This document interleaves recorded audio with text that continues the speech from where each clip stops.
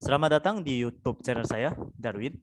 Sesi ini saya akan membahas mengenai performance domain di dalam PMBOK edisi ke-7. Nah, ini di sini fokus kepada tim. Jadi namanya tim performance domain. Jadi kata kuncinya itu adalah tim, apa domain yang menjadi fokus di sini untuk menghasilkan satu outcome yang sesuai, yang cocok dengan user nantinya atau pengguna atau hasil dari proyek tersebut. Nah, jadi ini ada 3 poin. Yang pertama adalah dari tim itu butuh adanya share ownership. Jadi sama-sama memiliki rasa sense of belonging dari proyek yang mereka kerjakan. Tim member bukan semata-mata hanya sebagai eksekutor dari proyek tersebut, tetapi mereka harus punya feeling bahwasannya hasil dari proyek tersebut ada rasa puasnya tersendiri, memiliki nilai value. Yang kedua adalah high performing team. Yang ketiga adalah applicable leadership dan interpersonal skill dari semua tim member. Di prakteknya biasanya ada yang berasumsi bahwasanya yang butuh soft skill itu hanyalah project manager. Kenyataannya di zaman sekarang ini, tim member sama-sama itu adalah leader. Jadi dengan namanya leader berarti sama-sama harus punya rasa memiliki, sama-sama harus punya soft skill, dan sama-sama harus berusaha perform, memberikan performa yang baik, di mana tujuannya adalah value deliverable. Hasilkan sesuatu yang valuable. Lantas, gimana caranya mengecek, memeriksa apakah semuanya itu sudah memiliki share ownership? Jadi tim member itu wajib memahami visi serta objektif dari proyek yang dikerjakan. Jadi mereka harus memiliki bahwa sesuatu proyek itu deliverable dan harus punya outcome.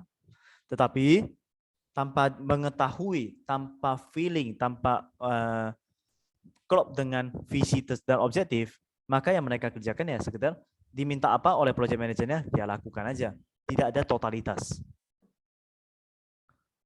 Bagaimana cara mengukur high performing team? Jadi tim itu harus memiliki rasa percaya, kepercayaan satu sama lain. Mereka harus bisa beradaptasi dengan namanya perubahan, juga harus memastikan resilient. Artinya begini, ketika ada sesuatu hal yang memaksa kita harus berlari ke plan B, atau ada kondisi di mana resources bermasalah, ya mereka harus bisa langsung mengalihkan. Ya memang kita ketahui tidak semudah membalikan telapak tangan, tetapi kalau dalam resilient, konsep dari resilient adalah justru membalikkan tangan itu harus mudah. Jadi project team itu harus merasa empower, harus ada pengakuan kepada mereka. Oleh karenanya, saling kumpul, saling ngobrol mengenai bagaimana progres dari project, kemudian saling sharing, harus mengeliminasi namanya ego, harus buang ego tersebut, sehingga sama-sama bisa mengeluarkan potensinya. Ambil satu contoh, di dalam satu tim, menyelesaikan satu project manager dan ada 5 tim.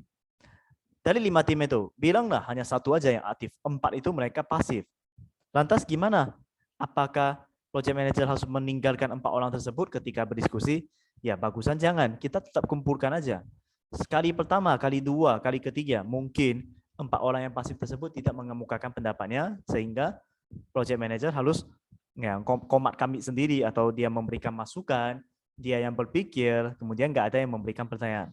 Akan tetapi, seseorang yang pasif sekalipun, kalau diikuti di dalam diskusi beberapa kali, tidak mungkin mereka diam segitu aja. Jadi pasti ada kalanya mereka akan mengeluarkan kemampuan mereka. Orang yang diam, tim yang diam, belum tentu nggak kompeten. Ada kalanya pola berpikirnya lebih panjang. Oleh karenanya, untuk meningkatkan performance di dalam sebuah tim, kita harus libatkan satu sama lain, sehingga ada trust di antara semuanya. Di sini, kalau udah membahas mengenai soft skill, tentunya tidak terlepas dari emotional intelligence, EQ. Ada 4 bagian, yaitu dari self-awareness, self-management, social awareness, dan social skill. Self-awareness berarti harus menanyakan how, bagaimana kamu bisa memberikan efek, bagaimana mempengaruhi tim. Dan bagaimana tim mempengaruhi kamu. Jadi ada timbal baliknya. Kalau bisa menjawab pertanyaan seperti ini, ya berarti self-awareness udah pernah naik. Kemudian self management, manage, bagaimana memanage diri sendiri. Think before you act. Pikirkan sebelum bertindak. Dan dalam self management kita harus membangun trust, karena trust itu nggak bisa dibangun dalam 1-2 hari, 1-2 bulan, itu pun nggak mungkin. Dia butuh waktu yang lebih panjang. Tim member, saya rekrut 5 orang dalam satu tim. Apakah kelima-limanya percaya satu sama lain? Belum. Yang palingan kalau ada kepercayaan pun mereka percaya hanya kepada project manager. Jadi kalau kepercayaan kepada project manager aja itu nggak kuat. Tim buildingnya masih kurang. Jadi harus dibangun kepercayaan tersebut. Tim harus punya social awareness. Karena manusia itu kan makhluk sosial. Jadi harus ada empati, kemudian active listening itu penting sekali. Jangan hanya kita saking aktifnya selalu mengeluarkan pendapat tetapi tidak mendengar. Itu juga jadi satu masalah. Karena kalau sering mendengar, itu berarti kita telah menurunkan ego. Nah, dari social skill, membangun hubungan, bagaimana membangun tim yang efektif, serta memanage attitude. Nah, ini. Attitude memang terkadang sulit ya kita jelaskan secara lebih konkret, karena aktif mendengar itu adalah bagian dari attitude. Pada saat interupsi, penggunaan kata-kata itu juga bagian dari attitude. Jadi ini butuh dipraktekkan. Namanya aja skill. Karena skill itu harus dipraktekkan. Beda dengan knowledge. Kalau knowledge, pengetahuan yang bisa didapatkan dari buku, dari webinar, dari kuliah, dan sebagainya. Tapi skill itu harus dipraktekkan. Jadi 4 kuadran ini adalah komponen dari EQ. EQ ini bukan hanya menjadi concern bagi project manager, tapi team member. Semuanya.